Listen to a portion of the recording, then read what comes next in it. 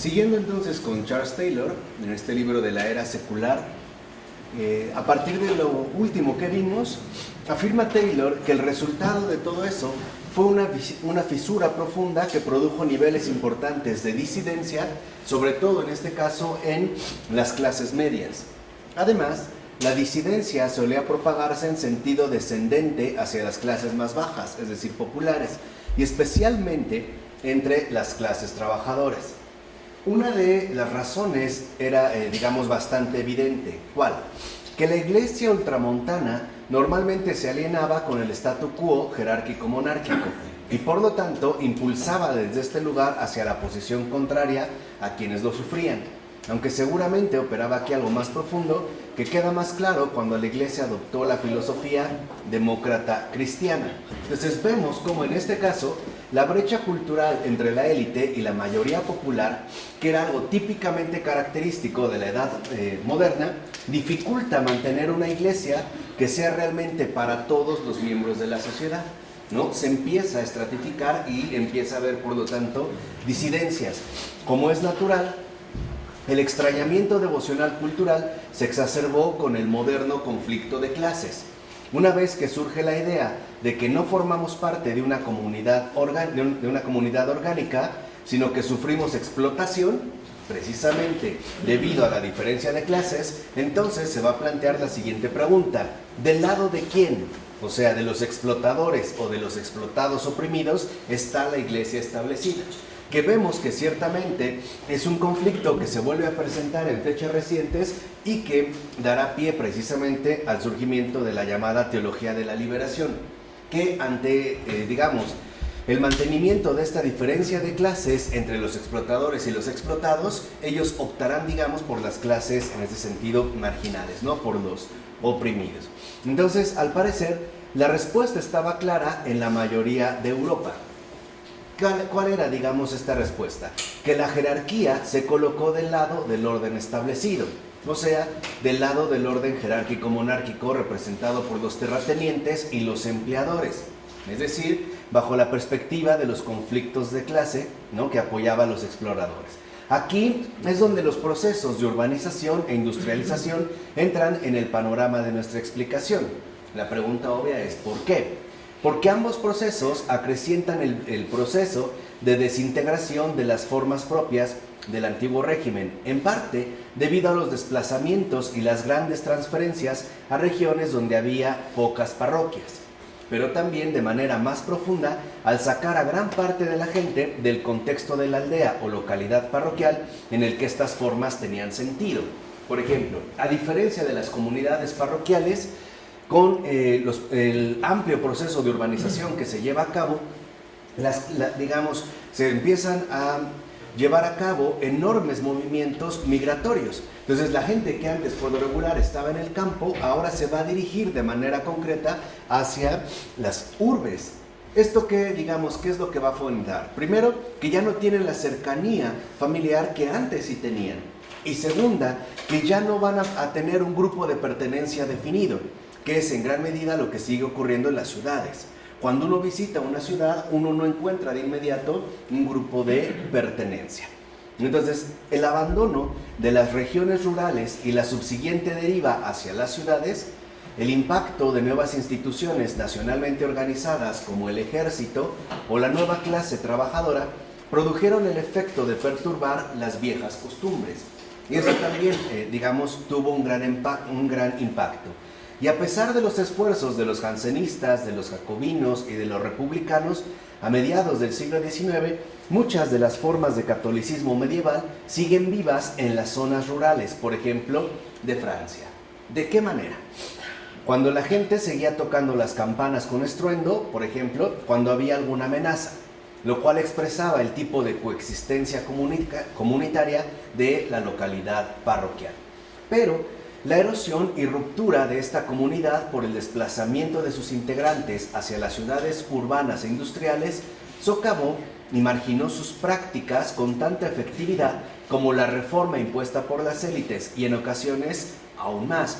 O sea, este fenómeno social, por ejemplo, de la urbanización y el desplazamiento, también tuvieron un impacto bastante fuerte con respecto a la vivencia de la religiosidad. Además, habría que añadir a esto la relación con las nuevas élites con las que ahora había que tratar. ¿Cuáles eran estas nuevas élites? Empleados urbanos y magistrados, que enseguida desemboca hacia el conflicto de clases, en este caso hacia las clases urbanas. Vamos a decirlo así, estas nuevas clases estaban configuradas por los grandes empleadores. Son aquellos que ponen a su disposición la mano de obra, por decirlo de esta manera, que está llegando precisamente de los campos y cuya existencia, por lo menos laboral, ciertamente raya en la injusticia e incluso ciertamente en el abuso. Acuérdense que en estos momentos no hay sindicatos, tampoco hay derechos laborales y no hay nada que regule las condiciones laborales de los que han sido empleados. Esto es muy importante de tener en cuenta, lo cual en efecto va a generar conflictos sociales que se van a ir exacerbando poco a poco. Y de ahí entendemos el por qué Marx, por ejemplo, va a adquirir tanta fuerza. Lo que buscaba Marx en un primer momento era denunciar la injusticia social que el capitalismo industrial estaba desarrollando, sobre todo en las ciudades más avanzadas. Y en ese sentido Marx tenía razón. Lo que se estaba desarrollando básicamente era un sistema económico de grandes injusticias. Y por ello él va a proponer, de hecho, la creación de sindicatos. ¿Para qué? Para dignificar precisamente la vida de la clase obrera, que él, digamos, ya ha etiquetado como proletariado, ¿no? Pero antes de esto no lo hay. Por ejemplo, las horas, más o menos, los horarios de trabajo normales para gente adulta podían ir de 12 a 16 horas. Y los niños trabajaban de 8 a 12 horas. Y no hay condiciones sanitarias ni condiciones de seguridad, por ejemplo, bajo los empleos. No están protegidos absolutamente en nada. Entonces, bajo esta perspectiva, vemos cómo una vez que se desvanece la coexistencia orgánica parroquial y comienza a dominar un tipo de relación más bien administrativa, ¿no?, entre el empleado y el empleador, cuya dirección urbanizada parece dejar de lado la pertinencia y necesidad de la Iglesia, aparecerá inevitablemente la idea moderna de la alienación religiosa entre las personas, que, otra vez, el que más la va a promover precisamente es Karl Marx, junto a Friedrich Engels. Pero lo que quiero que vean es que, al parecer, el centro social de cohesión ya no pertenecería precisamente a la Iglesia, porque ya no hay una coexistencia orgánica parroquial, ya no hay una comunidad definida, sino que ahora, al parecer, la gente tiene que tratar ante todo con la cuestión administrativa a la que se ha visto sometida, ¿no? Ya no es, digamos, el párroco el que va a definir su calidad de vida, sino el patrón para el cual trabaja. Esto implicará también que las relaciones sociales sufran transformaciones radicales. Entonces, las personas pueden ser ahora reclutadas hacia concepciones antagónicas que por lo general eran de tipo humanista secular. Por ejemplo, en ese sentido el marxismo, que busca trabajar a favor de la dignidad del proletariado, al menos en las condiciones materiales bajo las cuales trabajaba. Ahora bien, este conjunto de causas expuestas converge hacia la consecuencia principal. ¿Cuál es la consecuencia principal? El nuevo habitante de las ciudades, que ya no vuelve a relacionarse con una comunidad integralmente viva, se encontrará con un vacío en su vida espiritual y tendrá que encontrar una manera de trenzar formas y lealtades comunitarias a partir de la nueva situación. Podemos decir que ante la urbanización y los respectivos desplazamientos, la gente que ahora vive bajo estas condiciones experimenta un terrible vacío espiritual, porque los lineamientos fundamentales que van a ir dirigiendo la existencia humana ya no están relacionados, al menos no de manera directa, con las parroquias, sino con las industrias. Y esto va a generar criterios totalmente diferentes para definir incluso la vida espiritual. Entonces, la descristianización de las clases trabajadoras urbanas a finales del siglo XIX tenía en realidad que ver más con esto, y no tanto con una nueva adopción real hacia las ideologías seculares. O sea, no es que las filosofías, por ejemplo, positivistas o ateas, hayan tenido un gran impacto sobre la clase popular en este ámbito urbanizado, sino las condiciones reales de trabajo bajo las cuales vivían. Esto es literalmente lo que trajo consigo esta descristianización. Entonces, no olvidemos que el vacío reclama ser llenado y que las nuevas ideologías seculares son candidatos posibles y muchas veces contundentes para la gente urbana. Sobre todo, ahí donde los dirigentes y organizadores de las nuevas clases trabajadoras, o sea, los reales explotadores, emparentaban y se apoyaban con los movimientos socialistas. En la Europa de finales del siglo XIX, la gama de alternativas para la no creencia se había ampliado de manera fundamental. En pocas palabras, ahora las alternativas para la no creencia no solo dependían de líneas ilustradas, que justo eran las que estaban promoviendo las élites, sino también de los nuevos organizadores de los movimientos sociales. Había también en ese sentido alternativas. Ahora, las modalidades de humanismo exclusivo secular eran ya una opción urbana de gran alcance. Si como lo vimos en algún momento, por ejemplo, el alistarse para la Gran Guerra podía dar un sentido a la vida, ahora luchar contra las injusticias también podía ser una alternativa popular, por lo menos para gran parte de la población urbana. Hoy, de hecho, este fenómeno sigue más o menos vigente. Por ejemplo, hay personas que se comprometen no necesariamente con una opción religiosa, pero sí a lo mejor con un tipo de compromiso social, ¿no? A lo mejor hay gente que se puede ver más o menos involucrada en, no sé, por mencionar algunos casos, que no se tire basura en las calles. O sobre todo hoy en día, que no se lleve a cabo ningún tipo de maltrato animal. O en el rescate de áreas verdes, o qué sé yo. Pero sigue siendo una alternativa, ¿no?, para la población urbana, o como hoy lo hemos visto, ¿no?, el manifestar determinado apoyo a los movimientos LGTB, lésbicos, gay, transexual, bisexual. También podría ser, digamos, otra opción.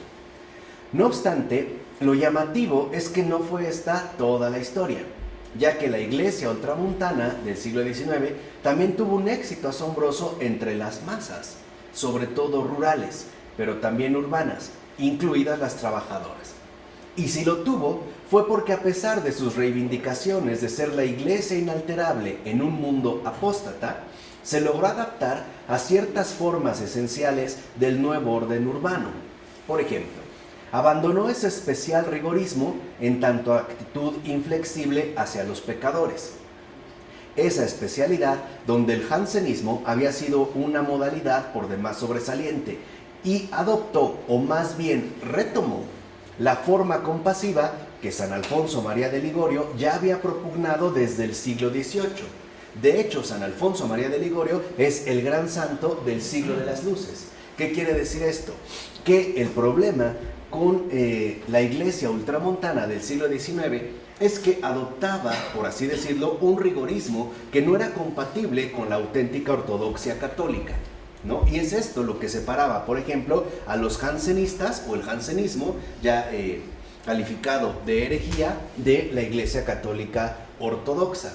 ¿Por qué? Porque para unos lo importante era establecer una línea claramente divisoria entre, por ejemplo, los pecadores o los apóstatas y los redimidos, aquellos que se sometían sobre todo a un régimen estricto de austeridad en todos los ámbitos, mientras que, por ejemplo, en ese mismo contexto, la línea de un San Alfonso María de Ligorio adoptaba una forma compasiva que implicaba una profunda comprensión de la situación real de vida de las personas implicadas. O sea, vamos a decirlo de esta manera. Una cosa es adoptar un modelo teórico bajo motivos piadosos, como puede ser una iglesia ultramontana o el jansenismo, y otra cosa es reconocer la situación real de las personas. Y este reconocimiento es justamente el perfil fundamental de la Iglesia Católica. Por eso, si lo ven, la Iglesia Católica no impone teorías, sino lo que hace es va respondiendo a las circunstancias concretas de la existencia humana. ¿Dónde lo podemos ver? No solo, por ejemplo, en las grandes obras de los padres de la Iglesia, lo podemos ver también a todo lo largo de las vidas y obras de los santos, y de manera quizá muchísimo más explícita y definida a lo largo de todos los documentos pontificios, las encíclicas, las exhortaciones apostólicas y todos aquellos documentos que los papas han ido dirigiendo según, ¿no?, el momento histórico correspondiente. Esto es fundamental porque no podemos incurrir, por ejemplo, en la tentación de querer imponer a las personas una religiosidad que está completamente desconectada de su situación concreta de vida. Esto es primordial. Por ejemplo, recientemente lo sabemos que el Papa Francisco, ¿no?, exhortó a todos los sacerdotes a que no nieguen los sacramentos. ¿Por qué? Porque había algunos sacerdotes todavía impregnados de este rigorismo que no querían, por ejemplo, ¿no?, administrar el sacramento del bautismo a los hijos de madres solteras. Entonces, lo que olvidaron, y esto es fundamental, es que ningún sacerdote, ninguno, ni el Papa, es dueño de los sacramentos, es un administrador. Y por lo tanto, él está llamado a administrarlos, no bajo un criterio selectivo, sino bajo un criterio compasivo. O sea, ¿por qué se le va a negar el bautismo a un hijo de madre soltera cuando la realidad concreta de esta madre lo que exige no es rigor, sino comprensión? O vamos a decirlo así, compasión. De tal forma que entonces la Iglesia ha ido respondiendo según las circunstancias históricas a las necesidades concretas de las personas. Y también, por ejemplo, ante, digamos, estos modelos, al volver o acercarse a la ortodoxia católica a través de San Alfonso María de Ligorio, fue más tolerante y abierta con las formas de devoción popular, incluidas las supuestas sedes de milagros, como la más célebre, la de Lourdes, que podía despertar muchas sospechas. Empieza, por ejemplo, la Iglesia ultramontana a ser, que apelaba a la jerarquía monárquica, a ser como más comprensiva. Además, se propuso una devoción emocional más cálida, de la cual fue ejemplo fundamental la devoción al Sagrado Corazón de Jesús, que sabemos adopta ya su forma definitiva a partir de Santa Margarita María Alacoque. Esto es importante también de tenerlo en cuenta. Entonces, en síntesis, con independencia de cuáles fueran las razones, la Iglesia de la Restauración volvió la espalda a buena parte de sus actitudes más condenatorias y desdeñosas, y se acercó bastante a las élites reformadoras que ciertamente encajaban mejor con el nuevo orden urbano, aunque también es cierto que se adaptó de otra forma esencial. Podría ser justamente como el primer rasgo, pero también se adaptó de otra forma más esencial. ¿En qué consiste esta adaptación? En que también buscó subvertir la posición jerárquica defendida hasta entonces, ya que buena parte de lo que pretendía hacer no requería necesariamente la reconstrucción de los órdenes existentes en las jerarquías tradicionales, sino la organización de seglares a través de nuevas organizaciones. ¿Qué quiere decir? Que en pocas palabras, ante la situación urbana que aquí ya se ha, empezado a definir de manera bastante nítida, hay un giro importante para reconocer que la Iglesia no puede quedar limitada a una jerarquía clerical, sino que también tiene que contemplar el ámbito seglar, es decir, el ámbito de los laicos, al grado de que hoy en día sabemos que el peso fundamental, por ejemplo, de la Iglesia de estos tiempos está dirigida hacia los laicos. Ya San Juan Pablo II lo había anunciado, pero este es justamente, como esta nueva adaptación que se va dando ante la situación urbana, ya fueran, por ejemplo, de recaudación, o sea que los seglares también se vean involucrados, como ocurrió en la monumental campaña para construir el Sagrado Corazón de Montmartre, o de peregrinación, o bien de diversas formas de apostolado laico, algunas de las cuales acabarían siendo reconocidas en su conjunto como acción católica. O sea, en pocas palabras, la Iglesia se da cuenta de que no puede quedar limitada a una jerarquía eclesiástica, sino que también se tiene que ver comprometida con el apostolado que involucra a cada uno de los laicos según su estado y condición de vida concretos. Esto es algo fundamental. ¿Por qué?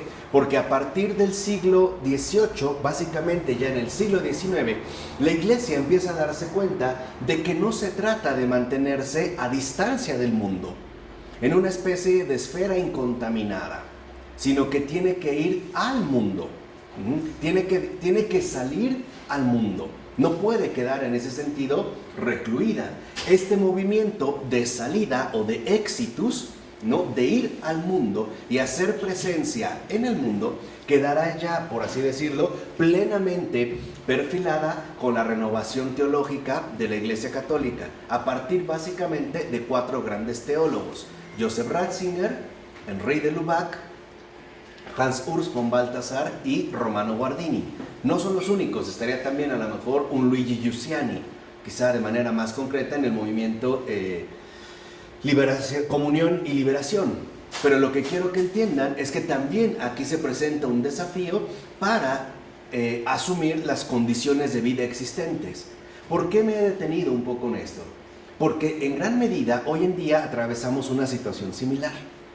Sabemos que ante la globalización, precisamente también se están dando fenómenos migratorios, pero muchísimo más masivos.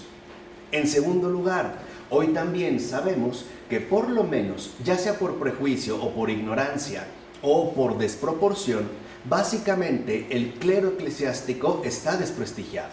Esto no es ninguna sorpresa.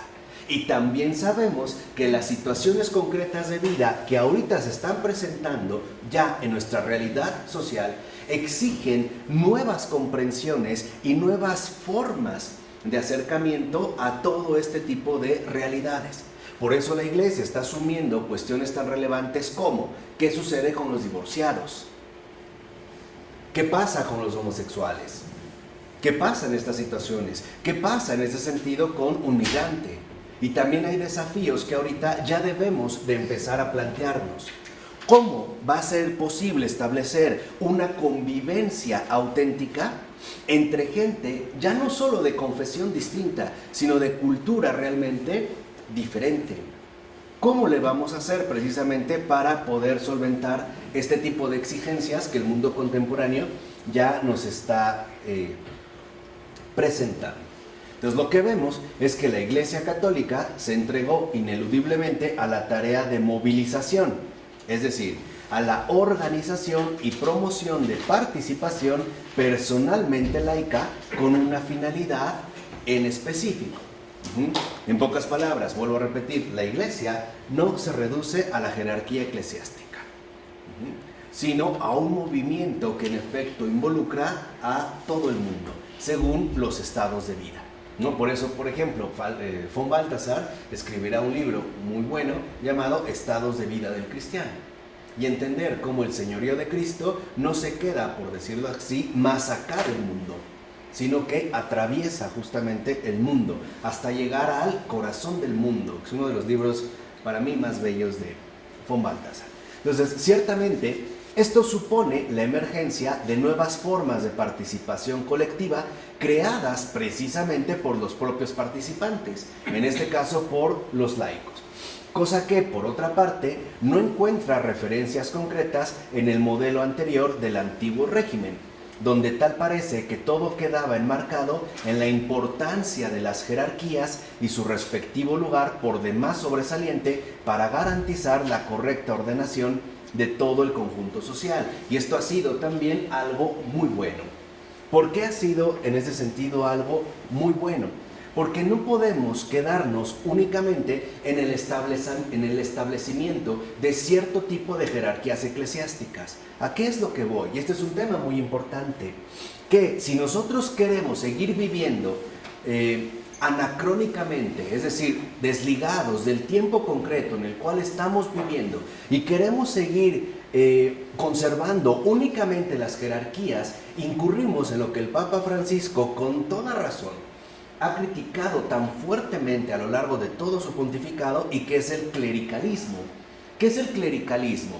Es el reconocer una cierta jerarquía eclesiástica solo por eso, por ser jerarquía, como si se tratara de un nombramiento de una especie de superioridad.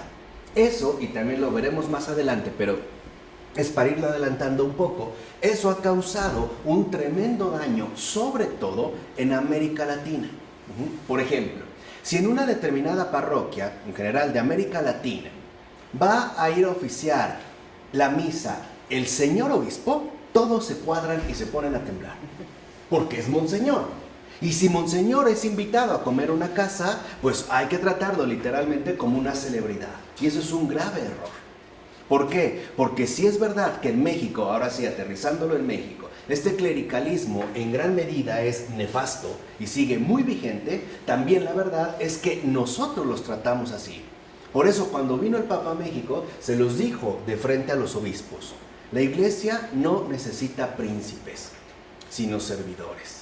Y la verdad es que nosotros también los tratamos como príncipes. ¿Por qué? Porque lo que reconocemos es una jerarquía. Por ejemplo, hablamos del cardenal o del párroco, o si es el vicario, o incluso si es el papa, cuando no es la jerarquía lo que define la calidad de esta persona, sino su santidad. Y esto es algo muy distinto, porque si no, todo se va a convertir en una especie igual de empresa burocrática atenida únicamente a las jerarquías impuestas. Entonces, esto es realmente muy importante de poder renovar, o sea, de poder en ese sentido purificar, porque es parte de una integración total. Por eso, si lo ven, el propio Papa Francisco, ¿no?, se hace llamar como lo que es, no es el sumo pontífice, o su eminencia, o su excelencia, estos barroquismos que lastiman el oído y hieren el corazón. No, él es el obispo de Roma, eso es. De hecho, cuando le preguntaron cómo quería que le llamaran, dijeron, pues como lo que soy, un cura, ¿no? Primero y antes que todo, soy un cura. Esto es, digamos, muy importante porque en este caso es, digamos, como la intervención fundamental de los laicos. No se trata de hacer una distinción tajante entre los eclesiásticos y los laicos. No, se trata de llevar a cabo una integración en ese sentido conjunta. Entonces, para poder apreciar mejor lo que esto significa, necesitamos presentar ahora un segundo tipo de ideal. Ya vimos el primero. ¿Cuál es este segundo tipo de ideal? Es el de la era de la movilización, y que es justamente el ideal que Charles Taylor va a desarrollar en el apartado 3 de este capítulo 12, ¿no? ¿Qué se quiere decir con movilización? Fíjense, si se dieron cuenta, aquí Taylor utilizaba precisamente al hablar, aquí está, ¿no? La Iglesia Católica se entregó ineludiblemente a la tarea de movilización. Ya explicamos en qué sentido, ¿no? De que Cristo se haga presente en todos los ámbitos de la vida. Para la Iglesia, la tarea de movilización es tarea de evangelización. Este es el paso. Bueno, en el segundo tipo de ideal me regresé porque es fundamental que no lo perdamos de vista. La diferencia es realmente tajante, ¿no? Una faceta obvia de su significado, precisamente el de movilización, es que designa un proceso mediante el cual se persuade, impulsa, presiona o intimida a las personas para que se incorporen a nuevas formas de sociedad o tipos de integración asociativa, incluidos por supuesto algunos grupos religiosos. Hoy sabemos que en gran medida esta persuasión, impulso, presión o intimidación se da a través de la propaganda y sobre todo de las redes sociales, ¿no? Por ejemplo, es como un medio en estos tiempos usado de manera muy frecuente. Y esto supone, por lo general, que mediante la acción de gobiernos, jerarquías religiosas y o otras élites, que hoy en día se suelen denominar élites de liderazgo, se induce a las personas a cambiar sus imaginarios sociales y por ende su idea de legitimidad y su percepción de lo que es en verdad importante o crucial tanto en su propia vida como en su sociedad. Esto hoy en día, por ejemplo, a través de la ideología de género, es por demás evidente. Lo que se busca es cambiar los imaginarios sociales. Deberíamos dar aquí un curso sobre qué es la familia, para entenderla cabalmente en lo católico y no más bien a partir de lo no católico, ¿no? Para que no estemos perdiendo el tiempo en supuestas defensas católicas de la familia, que lo importante no es que sean defensas, es que no son esencialmente católicas. Pero lo importante aquí es que quiero que vean que se invita, por ejemplo, a cambiar los imaginarios sociales y por ende a modificar nuestros criterios de valoración. Por ejemplo, si antiguamente lo crucial para un ser humano es la familia, ahora tal parece que lo crucial para un ser humano es el trabajo. Al grado de que una persona puede abandonar o descuidar completamente su familia por o a favor de o en pro de el trabajo, ¿no? E incluso cuando se establecen estas prioridades, si quizá el niño o la niña le dice, papá o mamá, no vayas a trabajar, el papá le dice, no hija, sino con qué comemos, ¿no? O sea, en este caso vemos como lo primero es el trabajo. Ya verán por qué estoy enfatizando esta línea. Pero sí es importante porque nuestros imaginarios sociales a través de esta movilización se ven justamente transformados. Y en estos casos, por ejemplo, pasa a ser cada vez más claro que cualquier estructura propuesta, ya sea política, social o religiosa, a la que aspiremos, debe ser movilizada, es decir, humanamente generada para que exista. Y esta es la gran diferencia con la Iglesia Católica. Los verdaderos movimientos católicos nunca han sido obra de humanos. Siempre han sido frutos de la gracia. Ejemplo, los grandes fundadores, por ejemplo, un San Benito, un San Ignacio de Loyola, etcétera, una Santa Teresa de Jesús, una Santa Teresa de Calcuta, nunca pensaron por sí mismos fundar un tipo de orden religiosa o llevar a cabo, por así decirlo, una movilización personalmente asumida. No, lo que realmente aquí está en juego es que hoy para nosotros suponemos que aquello que nos propongamos tiene que ser humanamente realizado. ¿Y esto hacia qué apunta? A dejar de lado, o mejor dicho, incluso a despreciar la acción concreta de Dios, es decir, en este caso la gracia.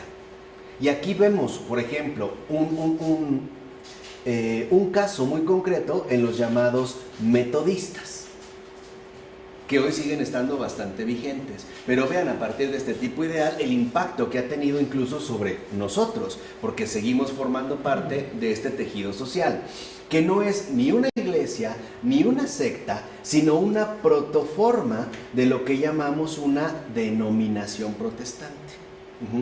O sea, los metodistas son, por así decirlo, una denominación de la Reforma Protestante, en este caso del movimiento protestante.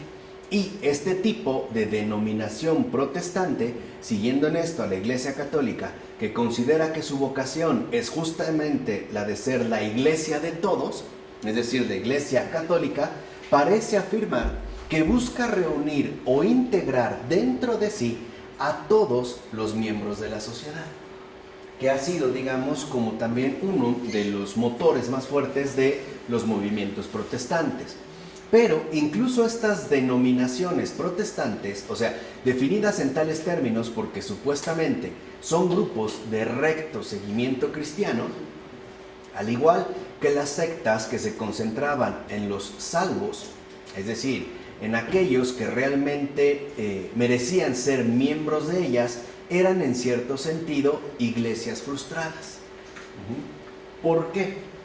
Porque aspiraban a convertirse en la única iglesia nacional, ya no universal, sino nacional, como los presbiterianos en Inglaterra, o como algunos anabaptistas que despreciaban a la sociedad en general. Podemos decir que unos, por ejemplo, buscaban una especie de democratización de la definición protestante, no que fuera aquello que definiera a un país, como ocurrió en Inglaterra. Algunos lo utilizaban precisamente para definir la exclusión de todos aquellos que no pertenecieran a ese tipo de denominación. Y por esa misma razón trataban de reducir al mínimo sus contactos con ella, porque la podían llegar a contemplar como un ámbito corrupto o incluso corrompido y por lo tanto peligroso para la realización del ideal cristiano de vida. Entonces, lo que vemos en este caso es que, dicho brevemente, seguían tratando de delimitar una zona en la que ellos fueran los únicos que definieran en su totalidad la vida religiosa.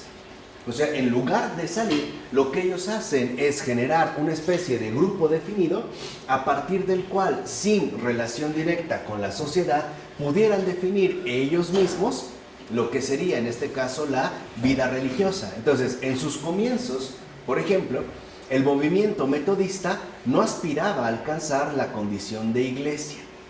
No era su propósito. Más bien aspiraba a ser una corriente más en el seno de la Iglesia de Inglaterra, es decir, dentro del propio anglicanismo. Así comienza. O sea, no quiere ser una iglesia alternativa, no quiere ser un sustituto de la iglesia anglicana, sino que busca ser una corriente más, una denominación protestante dentro del anglicanismo para poder redefinir lo que sería la auténtica vida religiosa. Digamos que es como una reforma dentro de la reforma, no es un movimiento reformado dentro de la reforma. Y es por eso, por ejemplo, por lo que practicaban su propio tipo de espiritualidad, pero en el marco de un organismo más amplio, el anglicano, donde también se incluían algunos otros movimientos, ¿no? Son las reformas dentro de la reforma. Así pues, el estatus que deseaban alcanzar era análogo en algunos aspectos al de las órdenes religiosas de la Iglesia Católica, ¿no? Como si fueran, por así decirlo, perfiles religiosos para definir precisamente la vida creyente. Pero la diferencia con dichas órdenes religiosas, es decir, de la Iglesia Católica, es patente. ¿Por qué? Porque las denominaciones protestantes son más bien como grupos de afinidad. ¿Qué significa esto? Que las denominaciones protestantes no consideran que sus diferencias con otros, al menos con algunos, sean cuestiones insuperables en relación, por ejemplo, con la salvación o la condenación. Por ejemplo, actualmente hay grupos protestantes que afirman que los católicos somos los más parecidos a ellos, ¿no? Y que por lo tanto no tendría por qué haber realmente tantos conflictos, ¿no? Que más o menos podríamos mantener un cierto grado de afinidad. Entonces, en este sentido, lo que sí sostienen es que su camino adoptado es únicamente mejor para ellos. Y puede incluso que consideren que es mejor de todo a todo. Pero esto no los aísla de otras denominaciones reconocidas. Lo que les decía, en esto consisten las reformas dentro de la reforma. Pueden considerar que su denominación, anabaptista, metodista, etcétera, es mejor que las demás. Pero esto no significa que lleven a cabo una ruptura definida con otros grupos de afinidad. ¿Por qué? Porque a final de cuentas siguen siendo protestantes o vienen de una misma raíz, ¿no? En este caso, la raíz protestante. Entonces, por lo tanto, se desenvuelven en un mismo espacio junto a otras denominaciones. No tienen problemas, ¿no? Y asistir, por ejemplo, al culto en la iglesia que uno decida es un mandato de pertenecer a la iglesia en sentido más amplio. Y de hecho, los límites de las opciones permitidas es justo lo que define sus fronteras. Tú puedes pasar de una agrupación a otra siempre y cuando sigas siendo de línea protestante. O sea, mientras no deje de ser en este sentido una denominación protestante. Entonces, es claro que todas estas denominaciones pertenecen a la era de la movilización. ¿Por qué? Y esto es lo fundamental que cada uno de nosotros debe entender. Porque no son un organismo establecido por la divinidad. Esto es lo fundamental.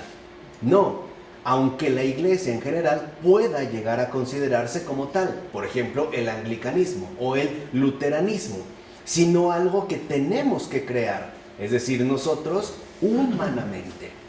Por eso a veces dentro de un grupo protestante alguien dice tener una inspiración o una revelación de hacer su propia iglesia y la va a comenzar en su casa, a lo mejor adquiriendo a familiares o conocidos y empezará cada vez más, ¿no? Como a acumular una cierta agrupación que tendrán, digamos, un vínculo, como lo mencionó Charles Taylor, de afinidad, aunque tal creación, movilización, no pueda ser llevado a nuestro antojo. sino que es para cumplir, supuestamente, con el plan de Dios. Esto es, digamos, lo verdaderamente definitorio en este caso. ¿Qué sucede? Podemos decirlo de esta manera. Que en el caso de las órdenes religiosas de la Iglesia Católica, son básicamente organismos vivos que han sido establecidos por la misma divinidad. No ha sido algo que haya tenido que realizarse por medios netamente humanos, o a partir, por ejemplo, de esfuerzos netamente humanos. Y en esto, dicho sea de paso, se parecen al proyecto de la Nueva República, que fue concebido como una forma supuestamente providencial para instaurar su religión civil. Es llamativo, por lo menos hasta donde sé, que todos aquellos que han fundado iglesias o denominaciones protestantes, todos se han dicho ser inspirados por Dios. Todos. Que es Dios quien se los ha pedido. Y todos afirman que por lo tanto esa es la voluntad de Dios. Pero para hacerlo, ellos tienen que realizar todos los movimientos posibles. O sea, tienen que llevar a cabo ellos mismos la movilización, ¿no?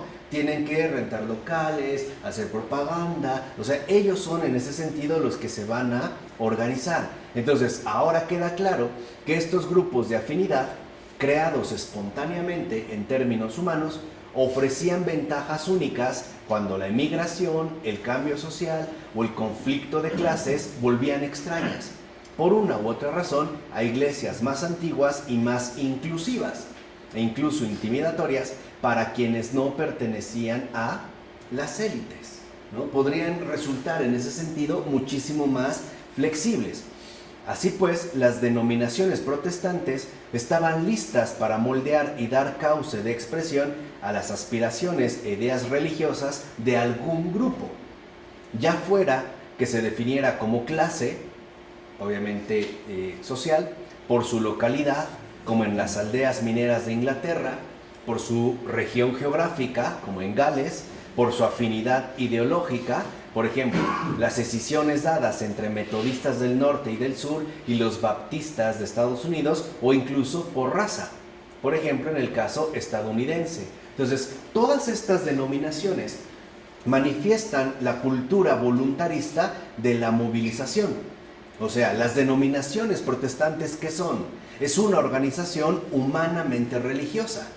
Por eso, si lo vemos, no hay ninguna apelación a un orden trascendente, real y concreto ahí. Por eso no hay realidades sacramentales. Por eso no hay un sacerdote. Habrá un pastor o habrá un predicador.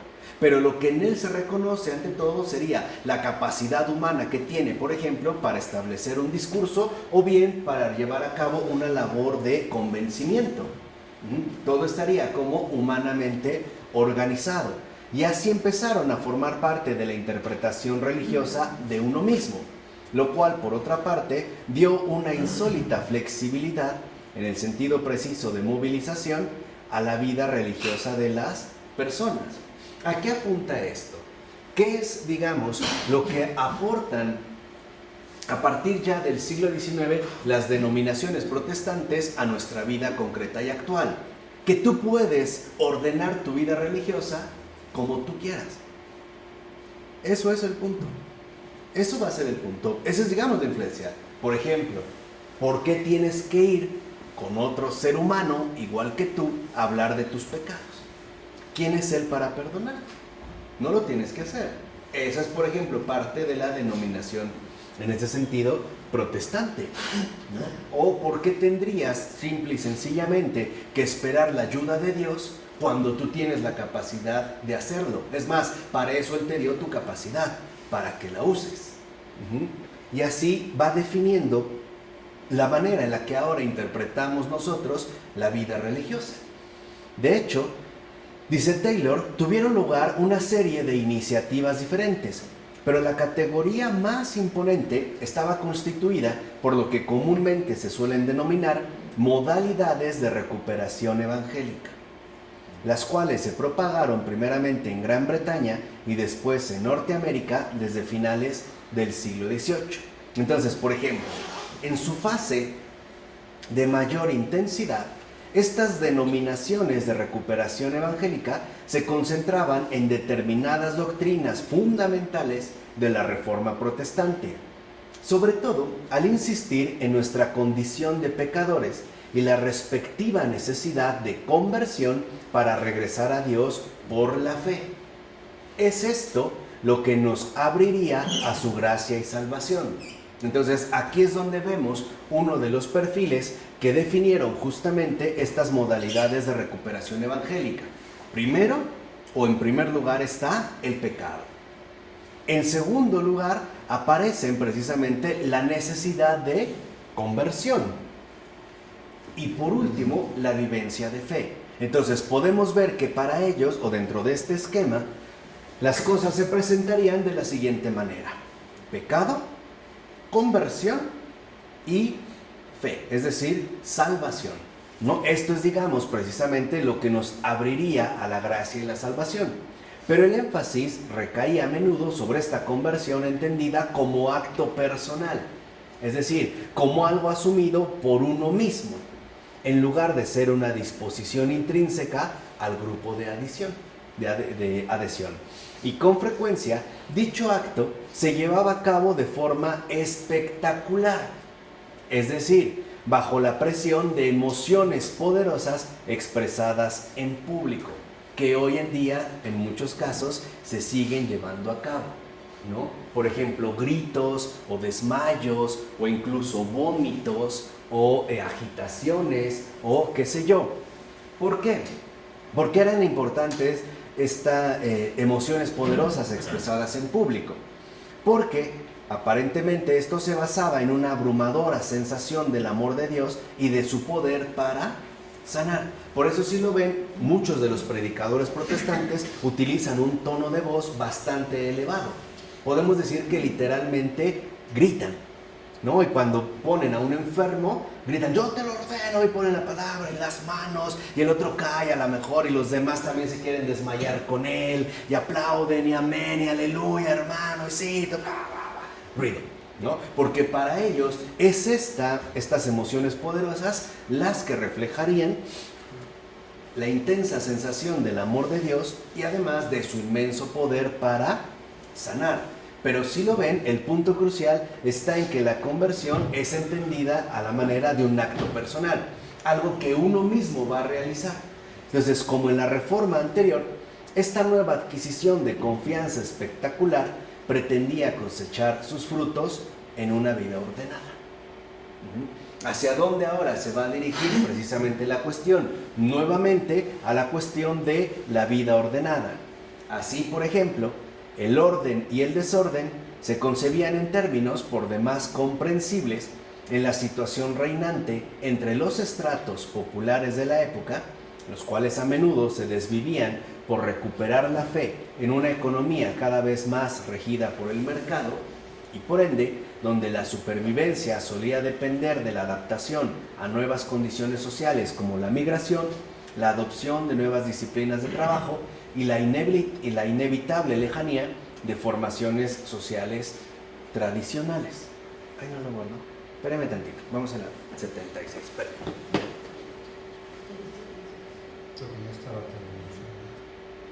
¿Pero por qué no lo grabo?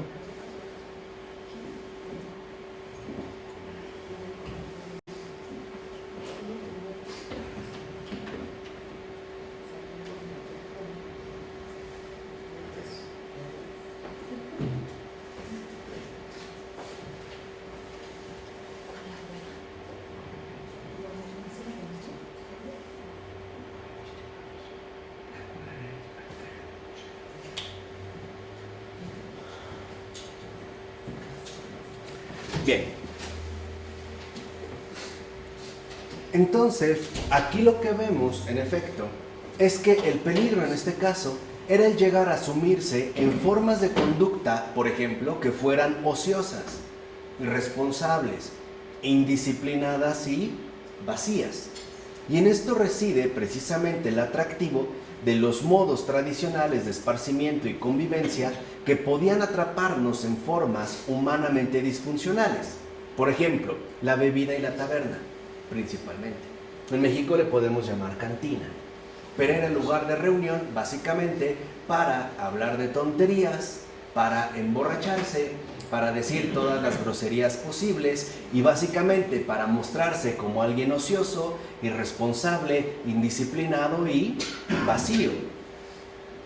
Esto es importante, ¿por qué? Porque como lo habíamos visto con anterioridad, para nosotros, por ejemplo, esta modalidad protestante de ordenación de vida sigue siendo tremendamente fuerte en muchos de nosotros. Por ejemplo, antes de proponernos que nuestros hijos sean buenos cristianos, primero queremos que sean bien educados o que sean buenos trabajadores. O sea, lo que más nos interesa es que sean responsables y trabajadores, que no sean indisciplinados, sino que en este sentido se ajusten literalmente a los criterios de disciplina que se les van a ir, por así decirlo, otorgando.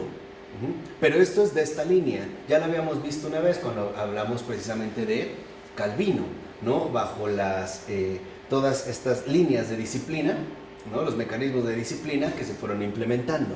Y esta, por ejemplo, es la razón por la que la abstinencia del alcohol fue uno de los objetivos fundamentales de las culturas evangélicas, incluso hasta la fecha. Si ustedes conocen algún protestante, verán que una de las cosas primordiales que tiene es no beber, porque lo ve como fuente de pecado, de responsabilidad, de ociosidad, de indisciplina y de vacío, llegando incluso a un extremo que resultaba por demás excesivo, sobre todo para oídos actuales. Aunque, claro está que el alcohol sí llegó a representar una especie de maldición social. Por ejemplo, en la década de 1820, el consumo de alcohol en Estados Unidos era 4 veces mayor que el consumo actual. O sea, si nosotros hoy suponemos que se consume mucho alcohol, en 1820 se consumía 4 veces más. O sea, sí había una línea social que apuntaba a tomar algún tipo de medida. Los protestantes optaron por la abstinencia del alcohol, pero ligado al orden disciplinado de vida. Y junto con la bebida, en complicidad y para propiciarla, había otras actividades predilectas. Por ejemplo, los deportes crueles, especialmente el box, que como sabemos surge en Inglaterra. Los deportes crueles, las apuestas y la promiscuidad sexual. Así pues, la interpretación del orden giraba en torno a la familia. Ahí es ahora donde se va a concentrar la cuestión del orden o cómo se tendrían que ordenar las cosas. ¿Por qué? Porque con frecuencia este orden implicaba identificar al varón como la fuente potencial de perturbación. O sea, es el irresponsable, el que no trabaja, el borracho, etcétera, etcétera, etcétera. Y a la mujer como víctima y al mismo tiempo como guardiana del espacio doméstico ordenado.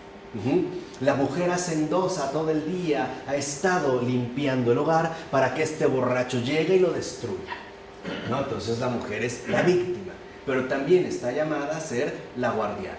En pocas palabras, pareciera que el hombre dentro de este esquema que va a girar en torno a la familia desde la línea protestante sería algo así como el ámbito diabólico, mientras que la mujer pertenecería más bien a la dimensión angélica, ¿no? Uno es el irresponsable, el que no le gusta trabajar, mientras que la mujer es la que literalmente atiende todos los asuntos. Yo lo dudo, pero al menos este era el esquema que se planteaba. Callum Brown, por ejemplo, habla incluso de una demonización de las cualidades masculinas y de una feminización de la devoción. Por eso no era casual que ya, digamos, desde finales del siglo XIX y sobre todo en la primera mitad del XX, se identificara claramente la devoción, es decir, o la vivencia de la religiosidad en las mujeres y especialmente en las ancianas, mientras que los hombres, por ejemplo, no participaban, o por lo menos no con la misma intensidad, dentro de la vida religiosa. O quizás se pueden seguir dando casos donde si hay un Super Bowl o un mundial, o la final de un mundial, o incluso de alguna liga de algún deporte en particular, el hombre prefiera quedarse en casa mientras que la mujer decida acudir a misa. O le daría en ese sentido flojera. Bueno, pero eso es protestante. Esa es la línea protestante. Ese es, digamos, el orden que se había definido. Son, como él le llama, los estereotipos que en efecto se habían generado, ¿no? El hombre tiende, como dijimos, ¿no?, hacia la responsabilidad, el ocio, la borrachera, etc. Mientras que la mujer asume un papel de víctima dentro del hogar. Entonces, si estas eran, digamos, como los presupuestos ordinarios que en efecto se están gestando, el orden exigía que el varón fuera un hombre de familia y un buen proveedor. Eso es lo importante. ¿Por qué? Porque lo que requería, en este caso, es que se convirtiera en alguien culto. O sea, que no fuera alguien ocioso. Que en lugar de estar en la cantina o con los amigotes, pues mejor se pudiera a leer o estudiar algo en particular. O incluso a trabajar dentro del hogar, ¿no? Que fuera también disciplinado. Que no fuera, digamos, un desastre. Y sobre todo, lo más importante, que fuera sumamente productivo. O sea, trabajador. Literalmente que trabajara de sol a sol. Pero de fondo no era para el bien de la familia. Era para evitar que tuviera sus escapadas demoníacas hacia los vicios satanizados. La idea es que el varón se canse. Ese es el propósito, que se canse. Que no tenga ganas de hacer ¿qué? Nada. Esto sigue ocurriendo en gran medida. ¿Cuántas veces el varón llega a su casa literalmente fulminado? No quiere ni hablar con su esposa. No quiere, porque al otro día se tiene que parar temprano para seguir en el mismo tipo de desgaste. Eso es protestante. Eso no es católico, ¿eh? Eso no es católico. Y esto también hay que mencionarlo claramente. ¿Por qué? Porque forma parte de nuestro imaginario, ¿no?, social, a partir del cual hemos intentado definir las cosas. Por ejemplo, en este caso, la familia. Esta imagen de que el hombre no ha sido demonizado como el borracho, el irresponsable, y la mujer la responsable, etc., viene de las denominaciones protestantes, que en este caso justamente nosotros estamos tratando de describir. Entonces, la laboriosidad, la sobriedad y la disciplina eran pues las virtudes masculinas primordiales. ¿Qué definía dentro de este esquema a un hombre de familia? Primero, que fuera en este sentido hipertrabajador. Segundo, que no bebiera nada de alcohol. Y tercero, que fuera extremadamente disciplinado, es decir, responsable. Aquel hombre que incluso con una alta temperatura o una gripa tremenda no falta a trabajar.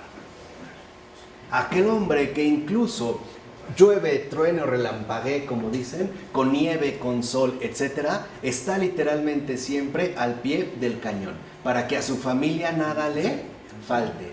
Claro, a su familia nada le falta, solo él. Tienen todo menos a él. Esa es la diferencia. Tienen todo menos a él. Tienen provisiones, pero no tienen al proveedor. Hoy vemos muchas familias que tienen muchas cosas, pero no tienen al que provee estas cosas. Y esto entonces no es una familia, se vuelve algo disfuncional. Y esto genera problemas terribles, porque de una u otra manera los dos también tienen que hacer acto de presencia. Yo no estoy diciendo con esto que no tienen que trabajar. Lo que estoy diciendo es que uno no puede quedar completamente excluido del espacio familiar. Los dos tienen que contribuir al desarrollo de este espacio. Si el papá está todo el tiempo ausente, la familia está incompleta. Y esto empezamos a ver en las deficiencias que luego vamos abordando. Por ejemplo, el niño se portó mal. Vas a ver cuando llegue tu padre. Y entonces el padre llega y lo único que recibe son quejas. Se harta, con toda razón. Por eso también hay mucha madre soltera o mujer sola. Claro, aburre, ¿no? O sea, de por sí ya hay como un énfasis puesto sobre la inmensa laboriosidad, o sea, el desgaste, y luego lo único que recibo son quejas o reclamos o etcétera, pues uno o una de dos, o uno no quiere llegar a casa, o uno pues, busca otra casa. No estoy hablando en sentido de una justificación, no estoy diciendo que eso sea lo correcto. Lo que estoy diciendo es que tratemos de entender nuestra situación real justamente de vida. Para muchos hombres en estos tiempos, su casa es literalmente un dormitorio.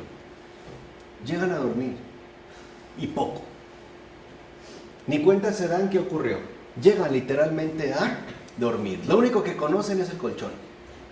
Nada más. Y el caminito al baño. Ya. Llegan tarde, ¿no? Y al otro día temprano, vámonos. Es todo lo que conocen.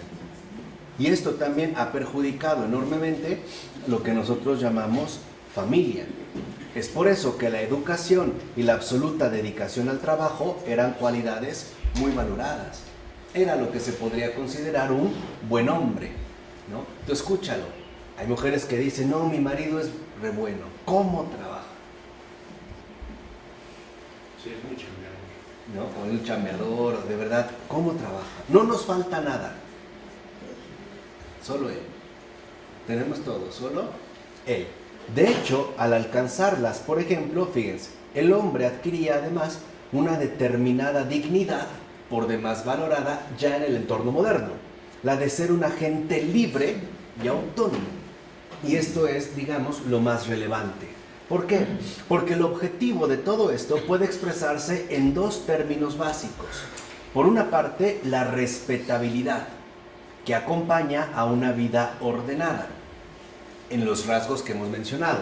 Pero junto a ella debemos situar la agencia libre, es decir, la dignidad socialmente reconocida de ser un auténtico ciudadano y no un parásito social. Yo trabajo, yo sí contribuyo al bienestar de la sociedad y por lo tanto me ganaría un reconocimiento a sí mismo social. Entonces lo que vemos es que el cristianismo evangélico fue básicamente una fuerza antijerárquica, lo cual forma parte del notable impulso que condujo al desarrollo de la democracia moderna. Porque lo que busca ahora es que todos nos comportemos exactamente de la misma manera. Y esto, vuelvo a insistir, tiene implicaciones serias sobre la vida espiritual. Porque si el hombre está todo el tiempo trabajando y todo el tiempo está cansado, no puede orar. Entonces, ¿quién debe orar? La mujer. Y por eso a la mujer se le veía en las parroquias. El hombre no. Cuando los dos tienen que hacer una oración común, tienen que llevar un entorno definido por su mutua colaboración.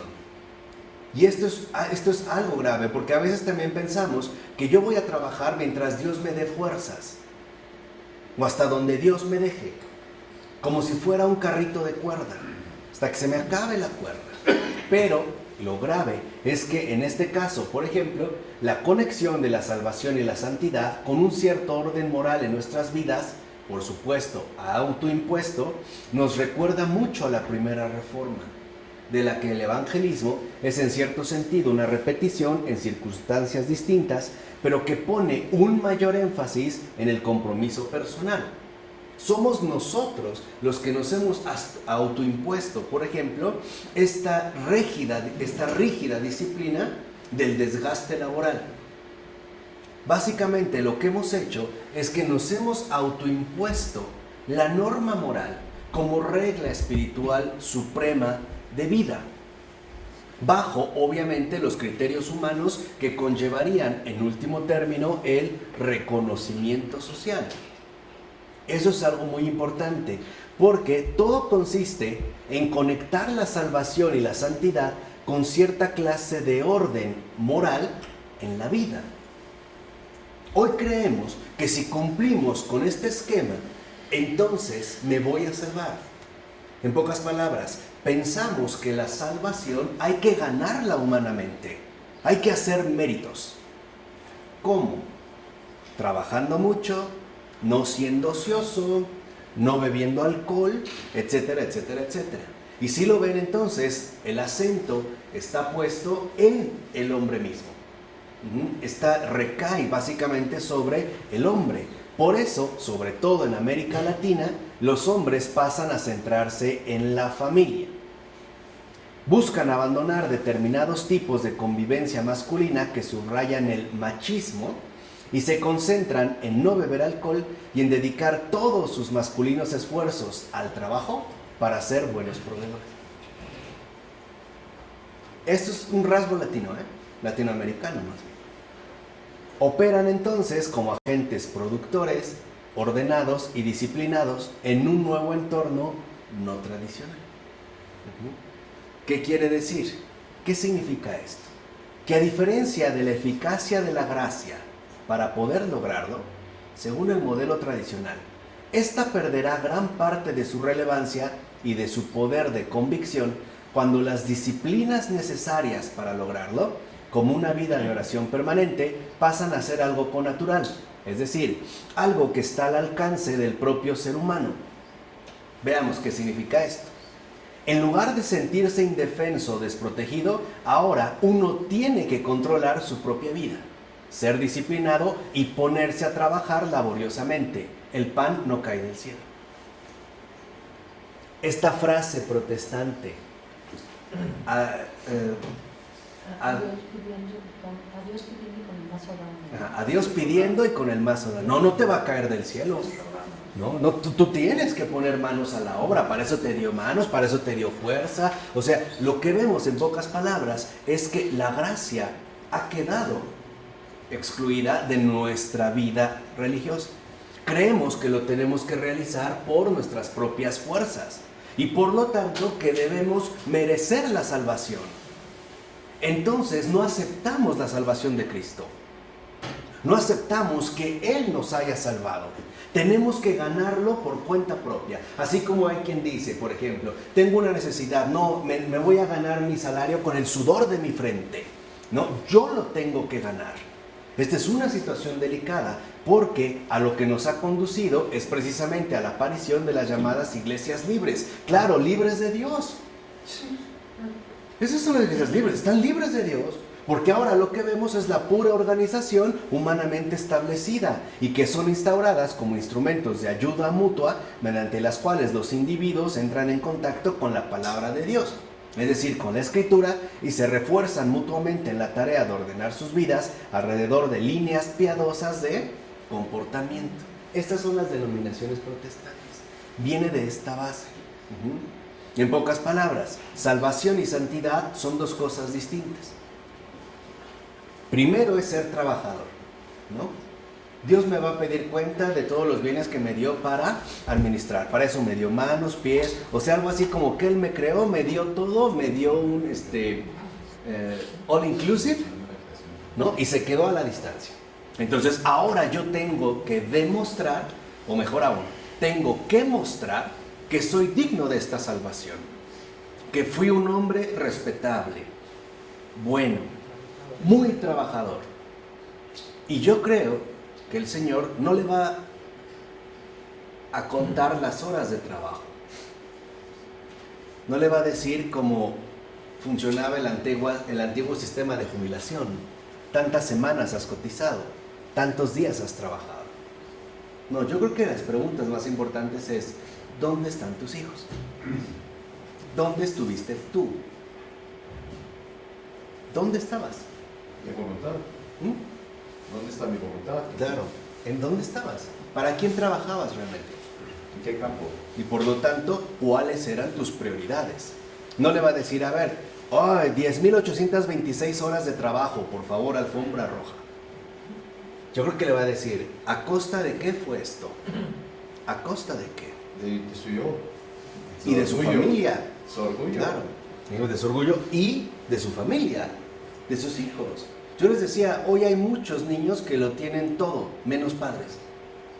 O sea, son literalmente, son niños huérfanos con padres. No los tienen, son adornos. Porque lo único que ven son maquinitas productivas. Pero ya no conocen la cercanía afectiva. Sobre todo en este caso, enfatizando hacia la cuestión del padre. El padre siempre trabajando, el padre ausente. Hay una especie de orfandad generalizada en nuestra sociedad occidental. el padre ausente. El padre no está. Y cuando está, no quiere estar. Oye, dile tú, no, dile tú, yo vengo cansado. Tú vas con todo. Ahí hay una orfandad, ¿no? Ahí ya parece que la situación familiar no se está desarrollando de una manera plena, de una manera sana. Entonces, dicho brevemente, se trata de movilizarse humanamente para realizar la voluntad de Dios. Aquí aparece la idea moderna de rendir culto a Dios en la iglesia que uno quiera, ya que lo que ahora importa es poner en marcha las fuerzas éticas que conducen a la santidad y por ende a la salvación. Así entonces, ¿cuál es la conclusión de esto? La ética garantiza la salvación y la santidad consiste en un comportamiento éticamente piadoso. O sea que entonces, si yo trabajo 14 horas al día, me voy a hacer un santo. No creo. No lo creo. Si uno observa, por ejemplo, en las órdenes religiosas católicas, en un monasterio o en un convento, veremos que el trabajo manual está muy limitado.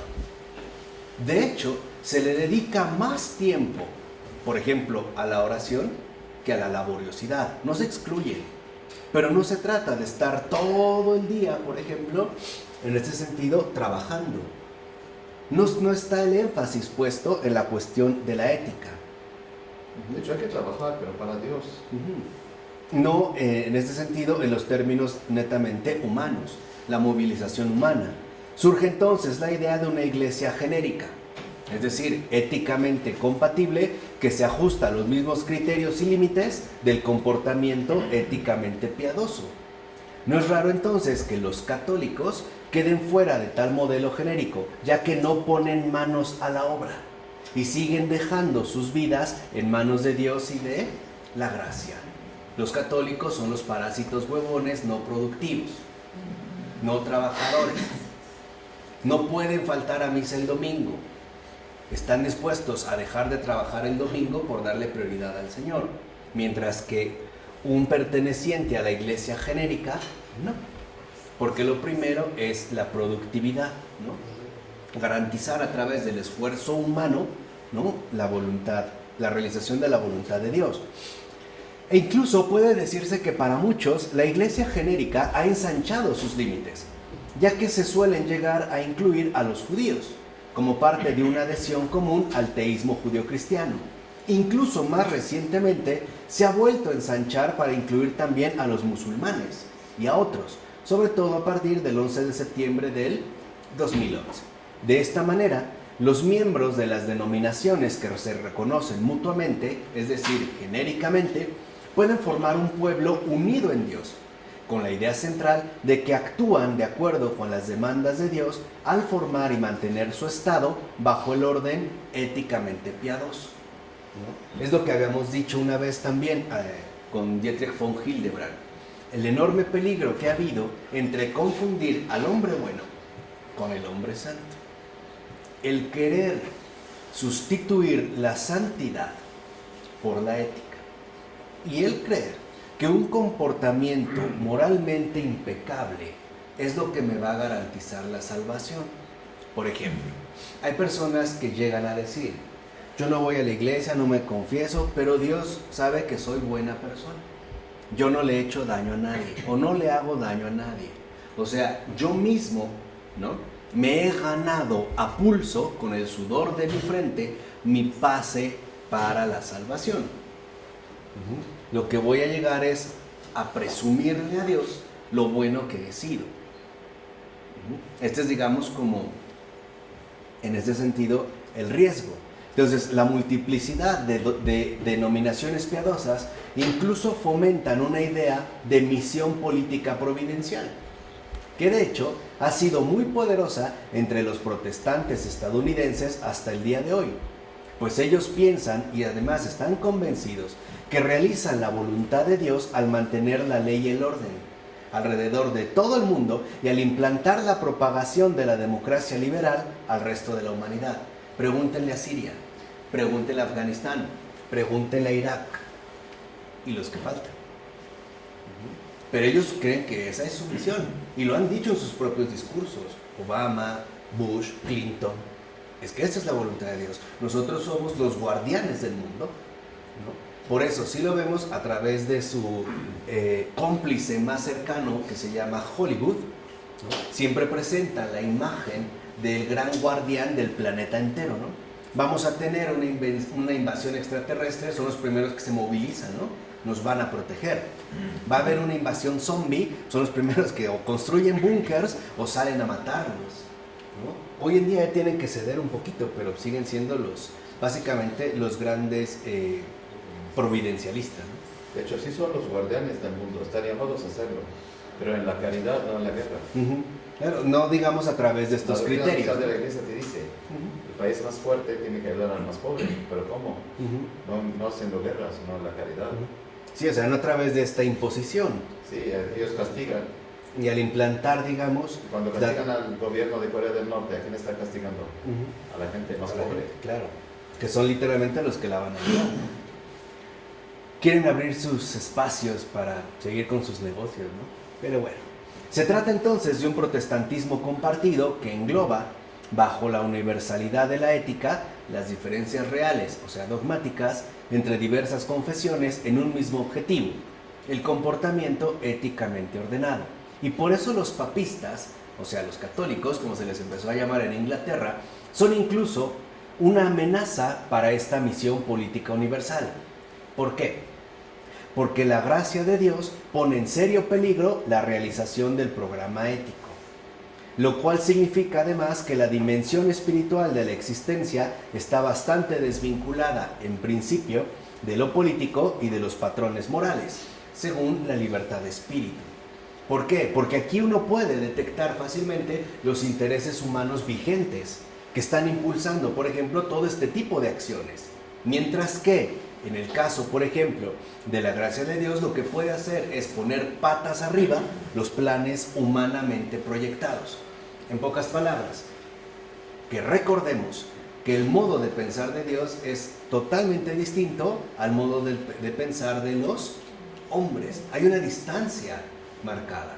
Entonces, una cosa es obrar según la gracia y otra cosa es obrar según la propia capacidad, ¿no? O vamos a decirlo así, en síntesis. Una cosa es vivir según nuestras capacidades naturales y otra cosa es vivir según las gracias sobrenaturales. Porque de fondo, uno de los riesgos que se cometen aquí es suponer que porque he trabajado mucho o me he esforzado demasiado, merezco algo. Y entonces, por decirlo así, me lo he ganado. Y olvidamos que la salvación es gracia, ha sido una gracia, es un don, es un regalo que solo un corazón humilde es capaz de recibir en toda su plenitud, sin sentirse en este sentido, netamente incomodado. Esto es vital de recordar, porque si no, otra vez nos vamos acercando hacia líneas que no son precisamente ortodoxas. Entonces, la doctrina genérica, que afirma que nuestro orden no es estable, a menos que se base en el reconocimiento de que seguimos el plan moral de Dios, se basa en la siguiente convicción: hágalo usted mismo, sin gracia y sin Dios. Por eso me puede incluso no persignar, pero salir temprano a trabajar. Por eso hoy buscamos, al hacerlo nosotros mismos, ¿no?, incluso anticipar lo que todavía no acontece. Por ejemplo, puede ser que todavía no muero y de antemano ya estoy pagando mi funeral. Hágalo usted mismo, con sus recursos, con sus aptitudes. Y si no puede, trabaje, ¿no? Hoy para muchos de nosotros el abandono o la confianza plena en Dios es inaceptable. O sea, podríamos decir que resultaría casi invivible. Lo importante es que lo hagamos nosotros, no que recibamos, que lo hagamos.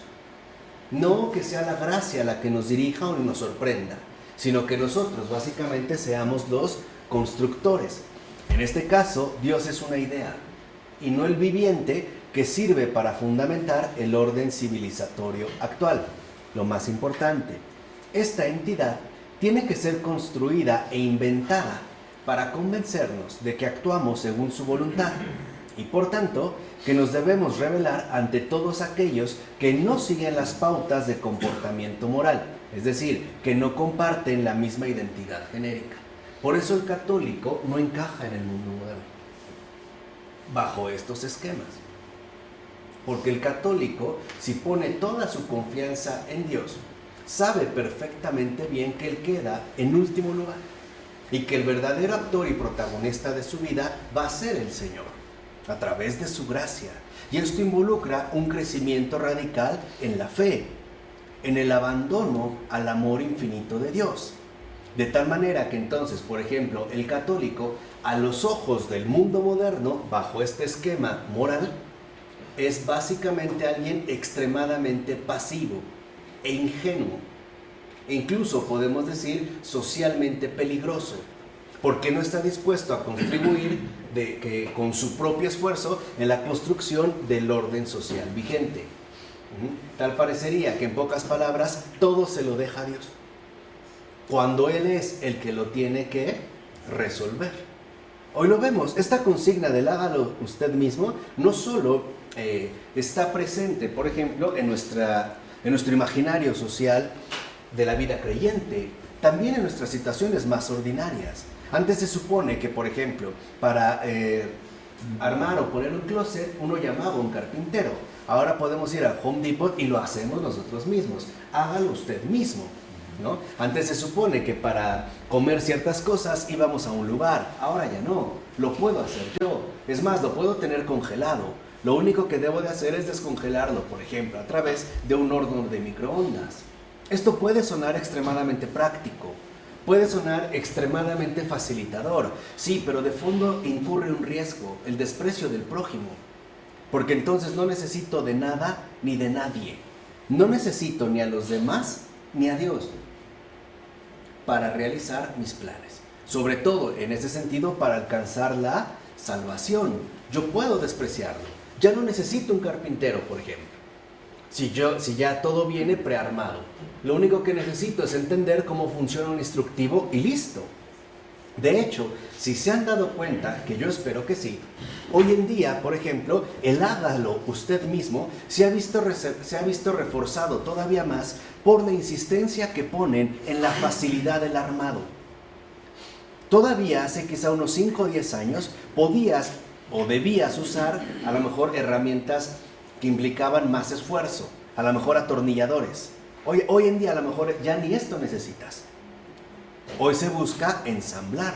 Lo mismo se está dando en la cuestión de las construcciones. No sé si esto queda claro, porque sí es muy importante el darnos cuenta cómo involucra un rechazo justamente del prójimo.